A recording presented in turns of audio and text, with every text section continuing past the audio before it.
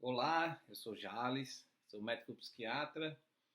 Eu estou gravando esse vídeo, vocês estão vendo aí o tema, né, que é a parentalidade e a psiquiatria, porque vários pacientes que eu atendo no consultório, que são crianças ou adolescentes, geralmente, né, ou até mesmo adultos jovens, a gente tem que introduzir o conceito de parentalidade, e isso não é uma coisa que é tão simples fazer em uma consulta. Então, eu gostaria de apresentar nesse vídeo, é um vídeo longo, porque também devido até à falta de um material mais prático, mais pragmático, e também para dar minha visão sobre o problema. Então, o que seria a parentalidade? Deixa eu passar aqui o slide. Primeiro, assim, antes de dar o conceito, eu quero afirmar o quanto que esse é um tema sensível.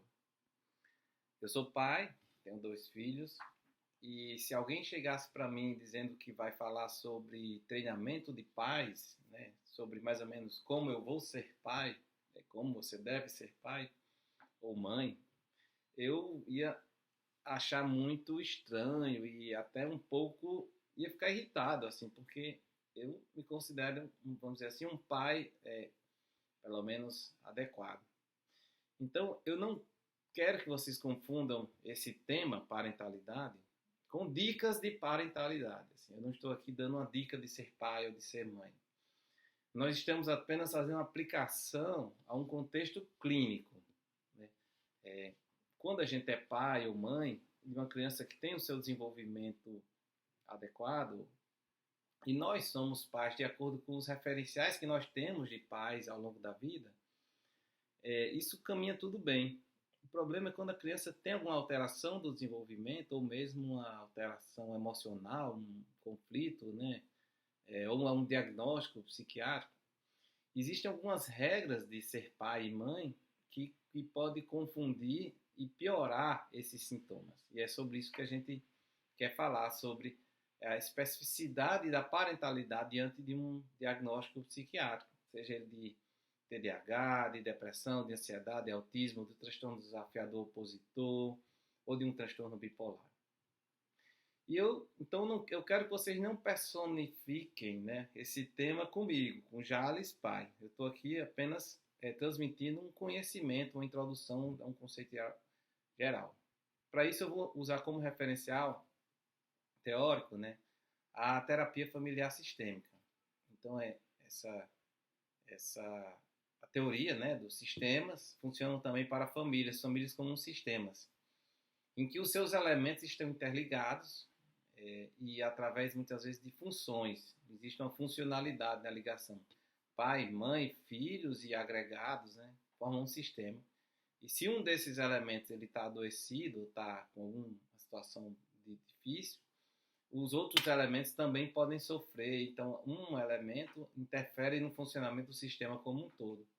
Então, não adianta a gente corrigir a criança ou o adolescente sem olhar para o sistema como um todo.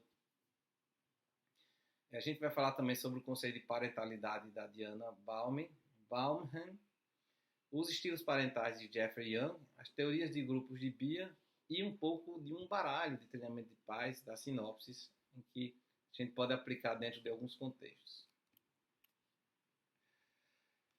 Vamos começar falando então sobre o pai ou a mãe, ou os pais, como uma metáfora de um treinador esportivo.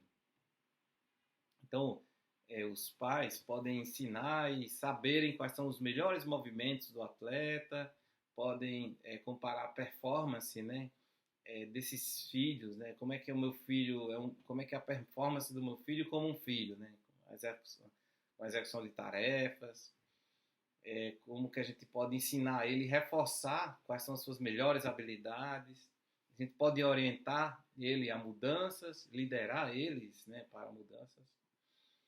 Mas a gente não vai jogar o jogo. Quem vai jogar o jogo da vida deles são eles. Então nós não podemos fazer por eles. A gente tem que apenas dar assistência. Né? E essa assistência que às vezes a gente não consegue estabelecer um limite claro entre o que é uma assistência e o que é jogar por eles. Nós, como treinadores, podemos incentivar, né, através de prêmios, de benefícios, através de um simples elogio. E a gente também pode aceitar os erros dele sem punir. Né? Um atleta, se você pune demais um atleta, ele diminui a autoestima do atleta. E, de toda forma, o resultado talvez não importe. Né? O resultado está fora do controle de ambos. Nem meus filhos, nem os pais, nem os filhos, nem os pais têm o controle do resultado. O resultado depende de várias circunstâncias. Então, os pais, eles são muito mais do que treinadores porque eles oferecem um apoio incondicional. A gente respeita as potencialidades do filho e as particularidades incondicionalmente. Independente do resultado, ele continuará sendo filho. Né? Diferente até de um atleta, né? Que pode ser transferido de um time ou pode, né, perder o contato ali com o treinador.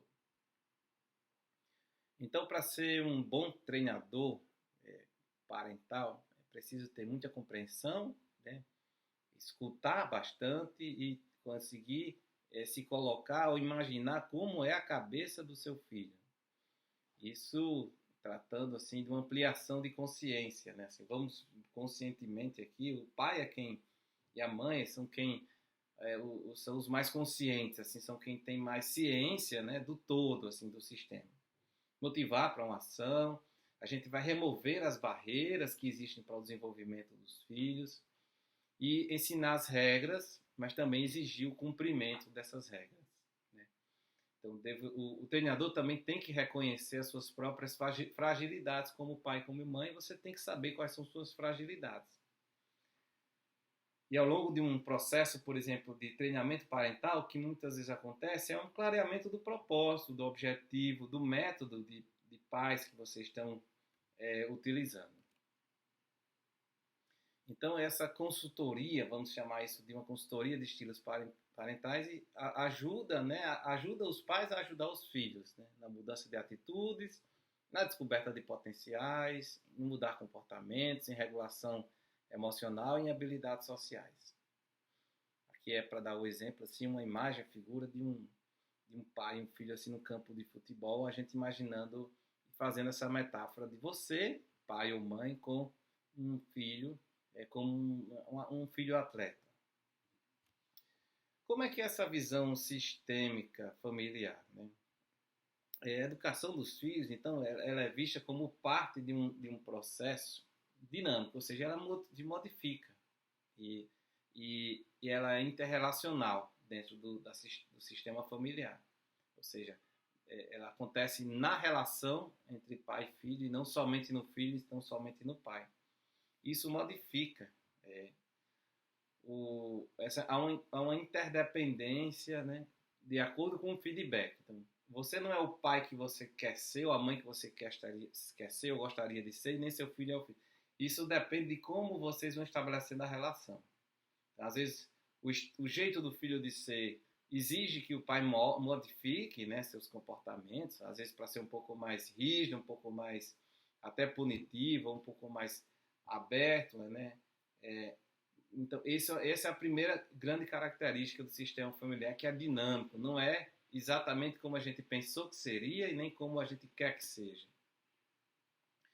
E que todas as famílias, elas têm, cada um tem seu papel ali. Né? Às vezes não são papéis muito bem claros e definidos, mas as regras familiares precisam ser esclarecidas. Então, assim, qual é o meu papel como pai aqui? Quais são as ações que eu posso ter, que eu devo ter, e quais as que eu não devo ter? Né? E como é que são as regras de funcionamento da nossa família? Né? Como que a gente lida, por exemplo, com horários, com pessoas, quem são as pessoas aceitas por nós na nossa família, o que é que a gente valoriza em relação à educação, em relação ao dinheiro, quais são as regras com o dinheiro, quais são as regras com o trabalho, quais são as regras com o lazer que a gente estabelece. Então são várias regras que às vezes a gente vai de maneira automática, mas que elas podem ser pensadas dentro de um treinamento de parentalidade. E melhor nomeadas, melhor esclarecidas. Isso acontece muito em função da comunicação. Né? Então, existem famílias que se comunicam bem, as pessoas falam, né? E elas falam o que podem falar, o que querem falar, mas às vezes a comunicação não flui, né? As famílias podem, de repente, serem muito caladas, muito introvertidas, e a comunicação, sim, eu acho que ela é o pilar, é a base, né, da relação familiar.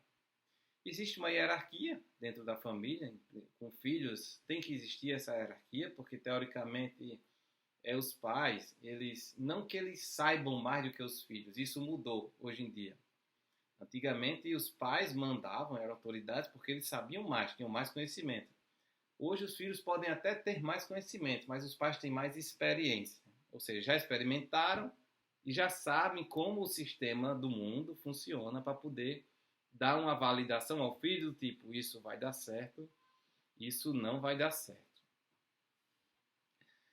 E isso tudo interfere em como os elementos da família resolvem esse conflito, os conflitos, né, os problemas. Assim, como é que, se surge o filho está tirando nota baixa, isso é um problema, né? O filho não quer ir para a escola, ou então o filho está agredindo outras crianças no condomínio onde a gente mora. Os filhos estão usando drogas, né? Os filhos não querem falar com a gente, eles não querem mais conviver com nós, pais. Isso tudo está dentro dessa visão da teoria sistêmica familiar e são coisas que o psicólogo ou o psiquiatra, alguém que faça esse treinamento de parentalidade, pode abordar e deve abordar. A gente também trabalha com um sistema de modelação de comportamento. O que é isso? É que nós, como pais, os pais, né, assim, nós podemos, de forma consciente, né, ou seja, através da mudança de um elemento do sistema, os outros elementos podem se modificar. Então, de acordo com o que você reforça, o que você tira do seu filho, você fazendo isso de uma forma mais consciente, você pode ir modificando o comportamento dele, claro que isso tem um limite, né? Desde que isso exija uma adaptação, e aí vem esse conceito de adaptação e da flexibilidade dos dois, né? Os pais também conseguirem se adaptar e serem flexíveis, e os filhos também. O que seriam habilidades sociais educacionais, né? Assim, que habilidades a gente espera que os pais tenham para conseguir educar bem os seus filhos, né? Primeiro, saber se comunicar. Depois, saber estabelecer regras e limites. Depois, saber dar reforço positivo. Depois, saber resolver conflitos. Ter empatia e validação emocional dos filhos. Ter uma noção de modelagem de comportamento, que o que eu faço modifica o comportamento do outro. Conseguir ter uma habilidade para encorajamento de autonomia, flexibilidade e adaptação, a gestão de estresse ou de problemas emocionais, ter conhecimento sobre uma disciplina positiva e o estabelecimento de relacionamentos saudáveis também. Mudando aqui um pouco de assunto e falando sobre já estilos parentais, né? O Jeffrey Young é um psicólogo que fala bastante sobre isso. Ele fala de pais que são uma classificação, né, de pais super protetores ou aqueles pais super cuidadosos. E cada estilo de parental tem suas vantagens e desvantagens. Eles podem se adaptar melhor ou não a um filho que você tem. Então, por exemplo, para situações em que a criança tem muita ansiedade, ser super protetor ou super cuidadoso pode não favorecer que as crianças vençam seus medos. Do mesmo jeito, se você tem um estilo parental muito crítico ou muito exigente e tem um filho deprimido, com autoestima baixa, isso pode diminuir ou dirimir ainda mais a autoestima dessa criança. Se você, por exemplo, é um pai ou tem um estilo de pai muito distante ou muito inacessível, e você tem um filho que precisa desse contato maior com você para ter noções assim, de regras e limites, pode ser que seus filhos se tornem assim, um pouco mais, além de serem distantes ou inacessíveis, com dificuldades em relações interpessoais. Se você é um pai muito permissivo ou até indulgente, assim, né, que deixa passar qualquer coisa, isso também tem lá suas vantagens e desvantagens. Até os pais punitivos que são abusivos. Então, acho que a gente vai comentar sobre esses estilos de parentais, mas são coisas observadas dentro de um treinamento parental. Isso que é o mais importante nessa introdução ao tema.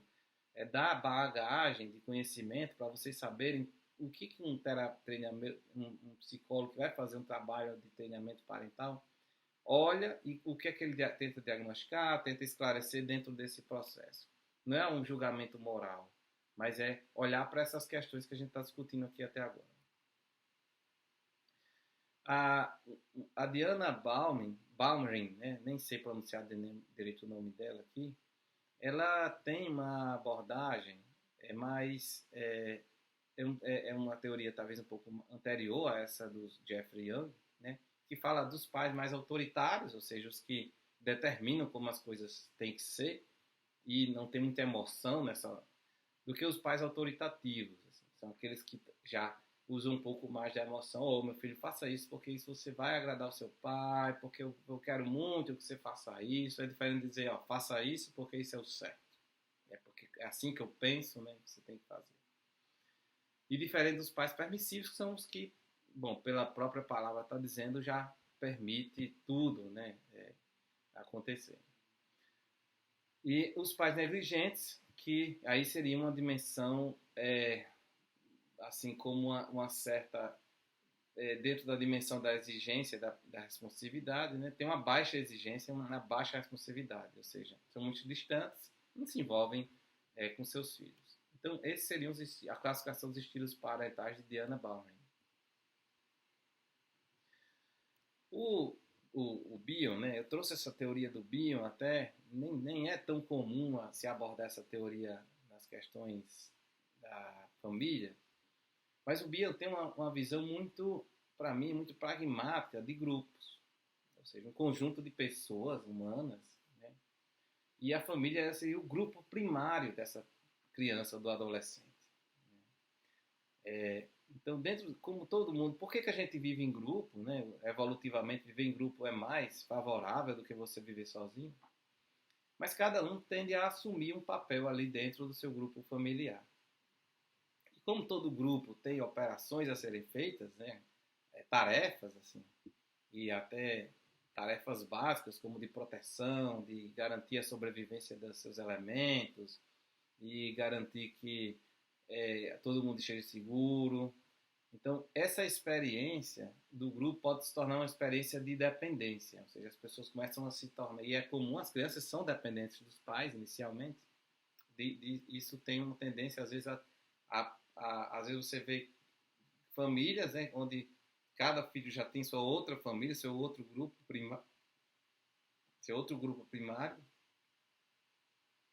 mas a gente avalia isso, como é que essas famílias respondem às ansiedades básicas de uma família. Né? Como que são as resistências e as defesas dentro desse grupo familiar? Será que essa família, às vezes, tem um componente mais narcísico, que não permite que outras pessoas de fora ajudem, ou aceitam se flexibilizar? Como é que são essas transformações dos grupos dentro, quando o grupo vai crescendo? Existem documentos como a entrevista de habilidades sociais educativas, né, parentais, por um pesquisador aí da USP, que faz uma entrevista passo a passo para tentar estabelecer desde o início assim, uma coisa mais metódica de como que essa família tem desenvolvido as suas habilidades sociais educativas. Então, são uma série de perguntas sobre comunicação, a expressão de sentimentos, o estabelecimento de limites, o cumprimento de promessas, a concordância entre os pais, como é que são o afeto, né, as emoções de um para o outro e as brincadeiras, como se discute sexualidade, os sentimentos dos pais em relação às ações dos filhos, a avaliação do relacionamento entre irmãos, o tempo dedicado aos filhos e quanto tempo os pais passam com os filhos diariamente. Essas entrevistas são muito interessantes porque ela, além de ser uma anamnese, ela também já funciona como um tratamento. na medida em que você responde essas perguntas durante uma entrevista, você vai tomando consciência de como sua família está funcionando. E às vezes você vai identificando onde é que são seus pontos fortes e onde são pontos para melhoria dentro do seu sistema familiar. Então, vamos assim imaginar um passo a passo. Bom, então até aqui vocês viram uma série de informações sobre como que um psiquiatra, um psicólogo que vai tratar a família ou vai cuidar dos pais, para os pais ajudarem crianças que têm necessidades individualizadas, né?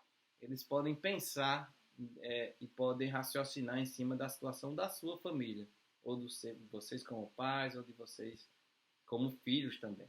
É comum, às vezes, a gente indicar essas situações para filhos que estão cuidando dos pais, né? Não seria um treinamento de pais, mas seria uma terapia de família. Que não deixa de ser, o treinamento de pais não deixa de ser uma terapia de família.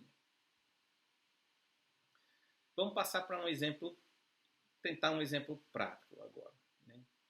Imagine que a gente vai pedir para contar uma situação em que a criança apresentou um comportamento problema. Em casa, por exemplo, a criança está agressiva fisicamente, agrediu agressão física. Ou ela não ajuda em casa, ela não respeita as combinações em casa, ela tem dificuldades em realizar hábitos de higiene, ou demonstra agressividade verbal em casa. Então, se isso é um problema, às vezes, para uma criança que não tem uma alteração de desenvolvimento, alguma que tem uma alteração de comportamento, que a gente está investigando o diagnóstico, isso pode se exacerbar. Eu lembro claramente aqui de crianças que, por exemplo, começam a ter agressividades verbais em casa, como se fosse uma situação apenas de desrespeito, né? E que os pais, com habilidades que você já tem, não conseguem ter um resultado sobre isso. Então a gente pode pensar e refletir sobre como melhorar, né? Como aprimorar. Não é um ensinamento do terapeuta para os pais, é apenas um momento de reflexão, de escuta e de ampliação, né, de conhecimento. Na escola, essa criança também pode ter agressividade, não respeitar os limites, as regras da escola, pode bater nos colegas ou na professora, pode demonstrar agressividade também verbal na escola. De maneira geral, alguns outros problemas, como maltratar animais, provocar outras pessoas, ter muita birra, né, ou comportamentos de raiva, né, quando contrariados. Essa talvez seja uma situação muito comum dentro do consultório de um psiquiatra, né? Crianças que destroem alguma propriedade ou que roubam, a questão de falar palavrões. A questão de falar palavrão não é o palavrão em si, mas é a intenção do palavrão, que é uma intenção às vezes de desrespeito, de desafiar uma autoridade ou de diminuir alguém. Ou não estudar, esse é um outro problema, a pessoa já associa imediatamente às vezes ao TDAH, por exemplo, nem não é isso. O fato de mentir, de ser vingativo, de questionar as figuras de autoridade, de se recusar a comer, de ameaçar ou intimidar outras pessoas. Vamos dar um exemplo agora. Por exemplo, Pedro, 7 anos, o pai é Fernando, a mãe é Júlia, e eles selecionam uma agressividade verbal em casa.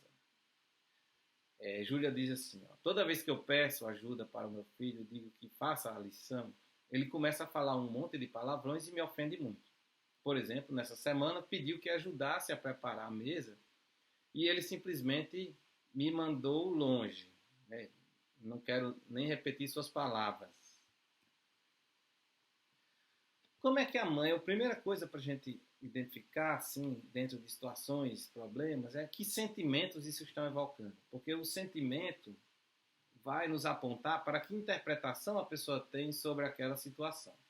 Imagina que a gente está falando de 21 tipos de emoções diferentes, né?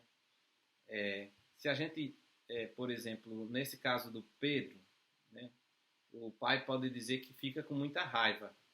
Já a mãe pode dizer que fica muito triste. Por que são sentimentos diferentes dos dois? E como é que é a intensidade e a frequência dessa emoção? Por exemplo, o pai pode dizer que, olha, eu tenho muita raiva, isso é muito frequente. A mãe também, ó, tenho raiva, mas é muito mais frequente do que a... Não, tenho tristeza, mas é muito mais frequente do que a do pai, né, do Fernando. Vamos nomear esses sentimentos para a gente não passar batido.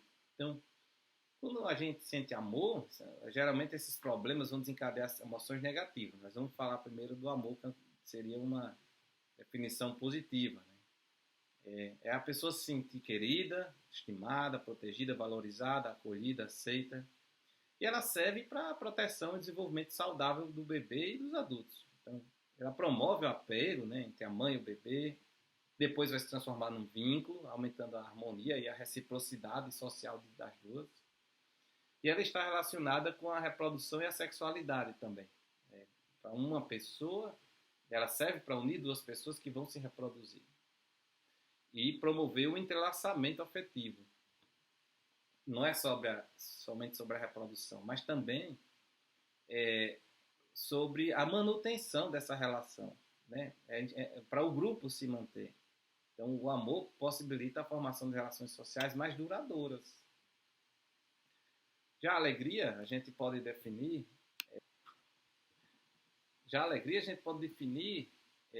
como quando você se sente satisfeito, prestigiado, valorizado, acolhido, aceito. E aí é um reforço da socialização, a função básica da alegria. É um reconhecimento em grupo, né? Quanto mais alegre você está, mais aceito você é. Isso visa atrair as pessoas, manter a socialização inerente à nossa espécie, que nós somos uma sociedade, pessoas que gostam de pessoas, né?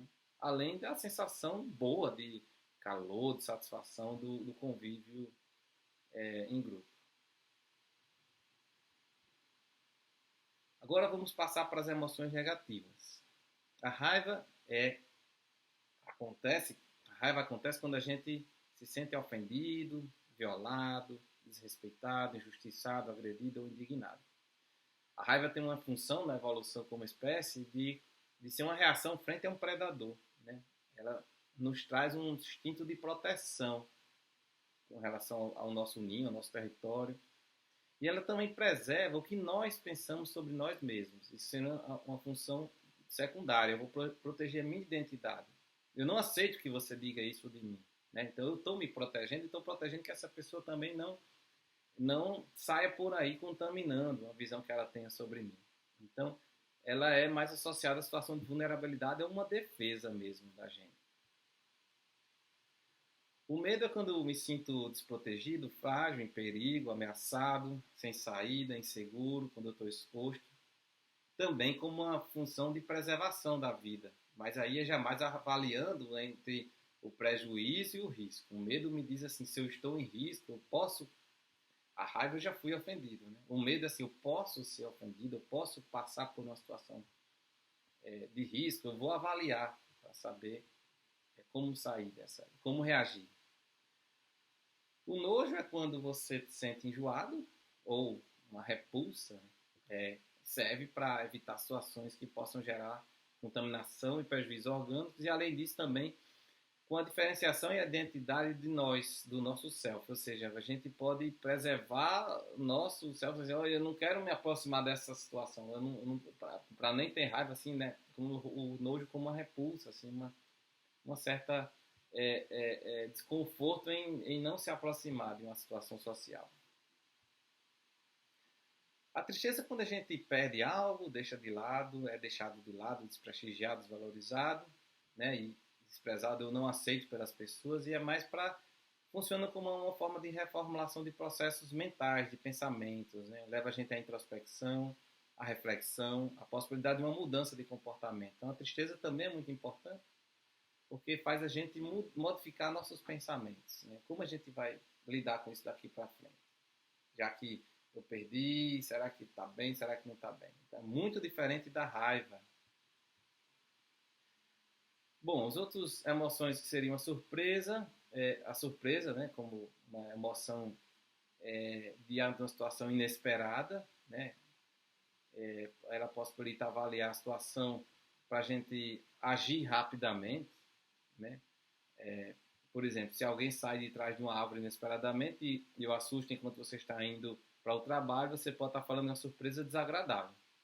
Por outro lado, se você chega em casa e encontra seus amigos numa festa surpresa, isso pode ser uma surpresa agradável. A surpresa serve para decodificar a situação inesperada, você não sabe se é agradável ou desagradável, ou neutra, né? E prepara o sujeito ali. Para mim, a surpresa se encaixa mais no lance do medo, mas também da alegria, né? Uma mistura, assim, dos dois. Então, vamos voltar para o exemplo de Pedro.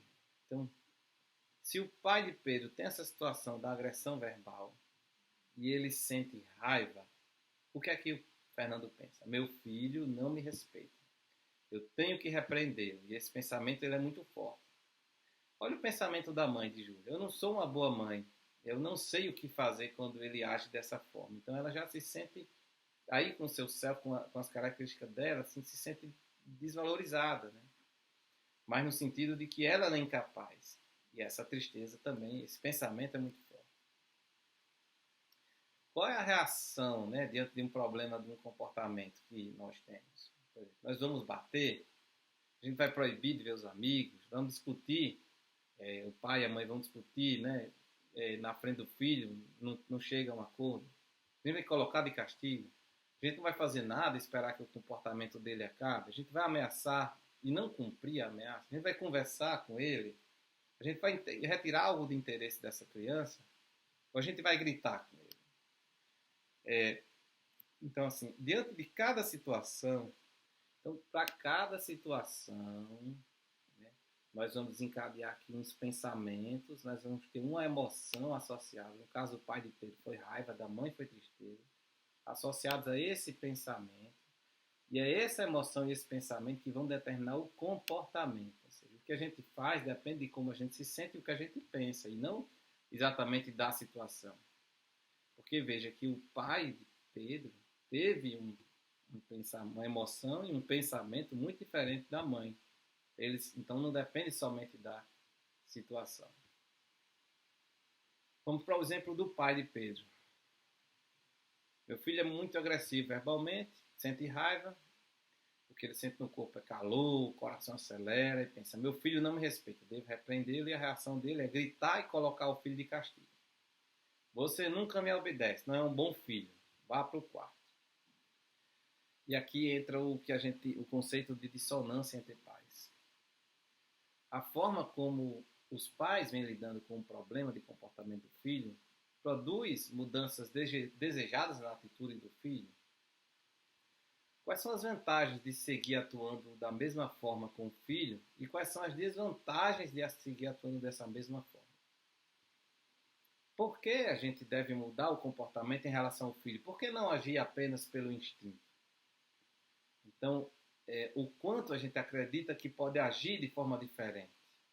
Podemos usar aí uma estratégia do termômetro da intensidade para verificar a força desse pensamento. Se algum dos pais não acredita que pode agir de outra forma, é necessário conhecer os motivos para ajudá-lo a rever seus pensamentos. Por exemplo, suas crenças com relação ao sentimento de incapacidade de não conseguir mudar um comportamento. Se eu tenho um pensamento, meu filho não me respeita. Que fatos mostram que ele realmente não me respeita? Que isso é verdadeiro? Que fatos mostram que isso é falso? Existe uma explicação alternativa para eu ter pensado que o meu filho não me respeita? Se esse pensamento fosse verdadeiro, qual é a pior situação que pode acontecer diante dele? Eu poderia superar isso? Qual a melhor situação que poderia acontecer? Qual é o resultado mais realista entre os dois? O que eu poderia fazer em relação a isso? O que eu diria a um amigo se ele estivesse na mesma situação? Então aqui a gente está pensando na situação do Pedro e do pai Fernando, mas isso é uma coisa que o treinamento parental vai usar desse recurso do questionamento socrático com muita frequência, né, para tentar ver se reverte um pouco os pensamentos que os pais andam tendo sobre os próprios filhos e sobre a situação. Então, se a gente fosse pensar numa situação em que nós temos que regular nossas emoções e usar uma régua exatamente assim entre temos comportamentos totalmente passivos ou totalmente agressivos, onde é que a gente está? O ideal que seria talvez o meio aí, que a gente chama de assertivo, que é difícil de achar esse equilíbrio, né? Seria o comportamento mais adaptado para a situação. Vamos para um resumo aqui. né? Então, Fernando, que é o pai, se sente muito irritado quando o filho é verbalmente agressivo, sente muita raiva, acompanhado de calor no corpo e coração acelerado, e pensa: meu filho não me respeita, devo repreendê-lo. Fernando grita com o filho, coloca de castigo, o que acaba gerando mais agressividade no filho. O que o terapeuta poderia refletir durante a sessão?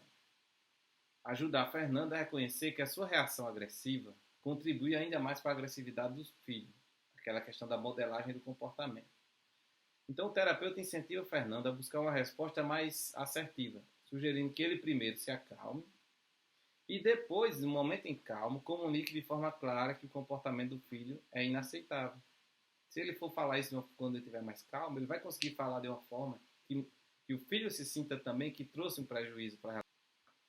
Aqui, gente, a gente está dando um exemplo muito simples, muito corriqueiro, né? Mas é para vocês entenderem como que esse trabalho vai sendo feito e construído, sessão por sessão, situação por situação, até todo mundo ter uma visão mais clara dos problemas.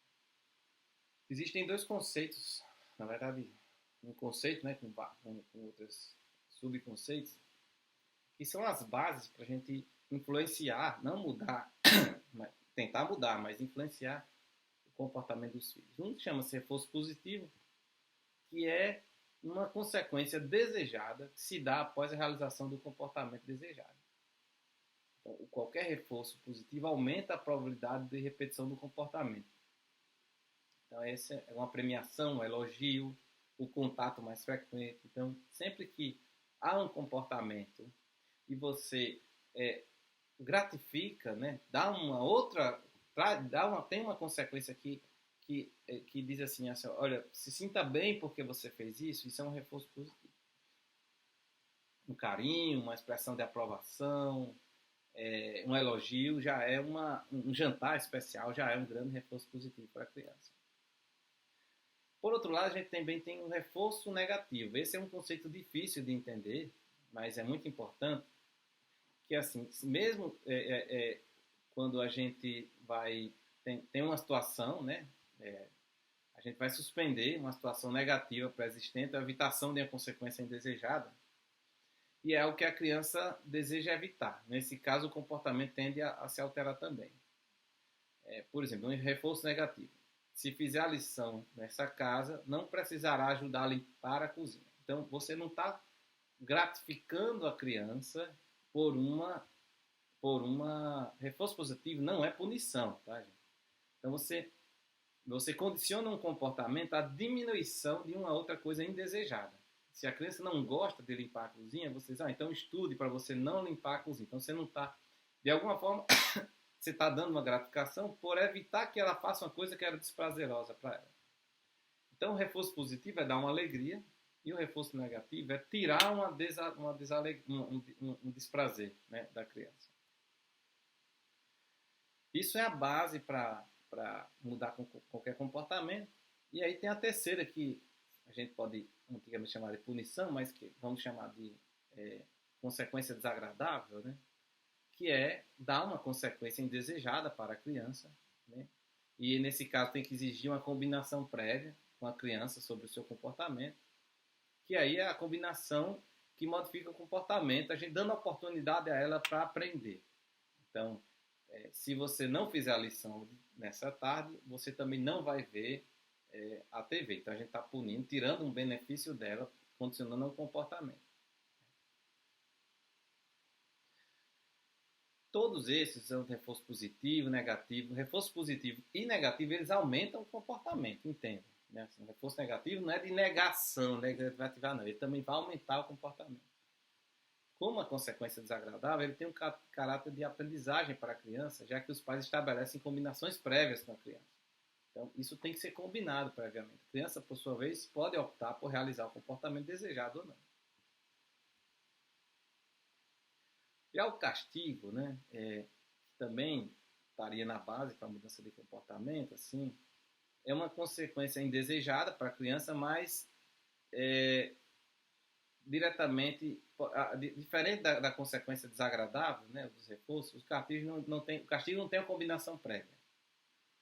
Ela é um caráter meio que vingativo, dificilmente a criança entenderá o que os pais desejam dela, né? Então a criança não aprende qual é o comportamento desejado pelos pais se for só na base do castigo. O terapeuta ela tem que deixar claro que o castigo não se mostra eficaz para a modificação do comportamento, além de contribuir para o aumento do conflito com os filhos. Então, você ficou de recuperação, então você não vai mais jogar videogame por uma semana. É uma coisa mais de vingança, né, dos pais com o filho. Isso, para o comportamento, o castigo, ou seja, para a consequência desagradável, ela é educativa porque é combinada previamente. A extinção seria todo comportamento que não produz consequência. Então é normal que o comportamento piore nos primeiros momentos, mas tende a extinguir-se com o tempo. Exemplo é a criança faz birra, os pais ignorar. Então assim, você pode extinguir uma consequência, né? Você pode tirar uma consequência, ignorar qualquer comportamento, e a criança aparentemente pode ficar confusa, porque nem é elogiada e nem é punida, mas isso funciona porque com os tempos você pode também conseguir extinguir, né, um comportamento da criança dessa maneira.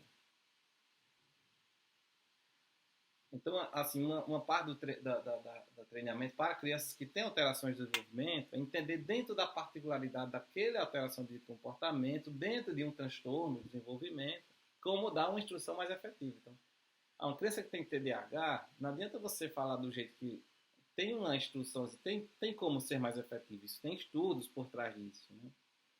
Então, aprender a dar essas instruções mais efetivas é muito importante. Solicitar algo com menor desgaste emocional, por exemplo, evitar gritos, necessidade de repetir a solicitação ao filho várias vezes, sem demonstrar descontrole emocional. Isso é muito importante na efetividade que você tem de não ter desgaste emocional com o seu filho. Ser o mais direto possível, atuar de forma tranquila e não agir a partir de uma reação emocional como a raiva do momento. E nunca diga algo que não pretende cumprir. Quando solicitar alguma coisa do seu filho, certifique-se de que ele cumprirá as consequências estabelecidas, tanto as agradáveis quanto as desagradáveis. Um exemplo que é desaconselhável aqui para vocês. A criança está completamente concentrada no mundo dela, jogando videogame, e a mãe diz assim: nunca mais vai jogar videogame. Nunca mais vai jogar videogame. A criança sabe que isso não é verdade, né? Porque é muito difícil você tirar para sempre o videogame. Então, é tratar a situação do momento. Outra coisa interessante é não solicitar como se aquilo fosse uma pergunta ou um favor, né? Você pode dizer de uma maneira simples, direta, no som sério, mas assim, por exemplo, você poderia guardar seus brinquedos, né? Isso dá a margem dela dizer que não, né? É um pedido, não uma instrução. Os pais ainda têm essa função de instrução. Isso está até nas leis aí, brasileiras, né? Outra é dar uma instrução de cada vez. Muitas crianças conseguem seguir uma ou duas instruções, tal. Mas se você tem um filho que tem uma alteração do desenvolvimento do comportamento, a gente tem que reduzir em passo a passo. Por exemplo, se eu disser arruma o quarto, tome banho e se vista para vir almoçar, né? São 3 orientações ao mesmo tempo. Interessante primeiro vai lá, arruma o seu quarto. Arruma o quarto, né? Depois tome banho, depois venha almoçar. Muitas vezes a gente dá instruções sem a criança estar prestando atenção na gente.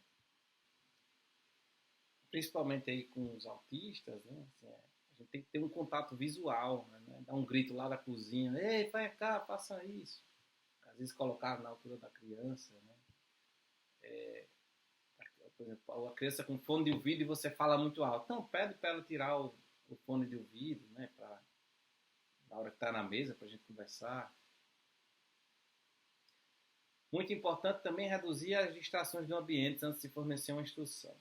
Esse é um erro muito comum, que é dar instruções, por exemplo, uma criança vendo TV, jogando videogame, usando celular. E a gente também não precisa esperar que o filho preste atenção, né? A gente pode dizer: olha, pare aí, por enquanto, ou preste atenção no que eu estou dizendo. Isso a gente tirar as distrações, senão ele não vai, ele vai fazer, talvez ele nem entenda, nem escute o que a gente está dizendo. Muito importante, às vezes, também pedir à criança para repetir a instrução que a gente deu. Não é importante fazer isso todo o tempo, mas se você não tem certeza que seu filho entendeu, você pode pedir. Um exemplo desaconselhável, mas assim, você já fez o que eu mandei? A criança diz, aham. Na verdade, ela nem tinha entendido a instrução da... Então, para finalizar, eu vou dar o último exemplo do Pedro aqui, né? Pedro, dentro dessa situação, problema que o Pedro não quer fazer o dever e prefere jogar no celular. Quando a mãe insiste, ele responde agressivamente. A mãe valida a emoção do Pedro, diz, ah, meu filho, reconheço que você está com raiva, eu também já tive raiva, né? Sentir raiva é normal, mas gritar com a mãe não é aconselhável. Então, a validação é primeiro reconhecer a emoção do filho, dizer que isso tudo bem, pode acontecer. O que não pode, aí sim a parte negativa, né, vem depois.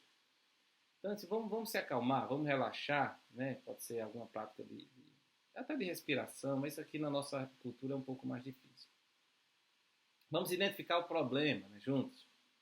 Eles identificam o problema, é a resistência de Pedro em fazer o dever e a sua reação agressiva. Olha, você está sendo resistente em fazer o dever, não estou entendendo por que você está me agredindo. Vamos pensar em alternativas? E aí, como fazer o dever, antes ou depois de jogar? Juntos, eles analisam as vantagens e desvantagens de cada opção. E aí Pedro escolhe jogar primeiro e fazer o dever depois, e fazer o dever antes do banho, com a promessa de um desenho após a janta, se cumprir o combinado. Então já tem um reforço positivo depois. Então, o acordo é alcançado através de concessões mútuas, reforçando a importância de negociar e resolver conflitos de forma mais colaborativa. Bem, isso aí foi, já estou falando há quase uma hora aqui, é muito tempo. Isso é uma pincelada, né? Assim, até pulei algumas etapas aqui do treinamento parental para ficar um vídeo mais curto. Mas espero que isso seja pelo menos um pouco esclarecedor para vocês. De que existe toda essa teoria, toda essa forma com que o terapeuta pode tentar implementar algumas estratégias. E aí o mais importante e o mais difícil, que é aplicar isso em situações únicas, né? Com o seu filho, na situação que ele está demandando, no tempo que vocês precisam para que isso seja aplicado. Então, tem todas as dificuldades e por isso a necessidade de um apoio de um terapeuta e não apenas da leitura de um livro, por exemplo.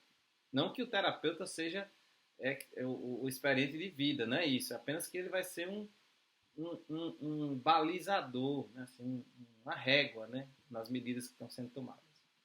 Obrigado pela atenção e até a próxima.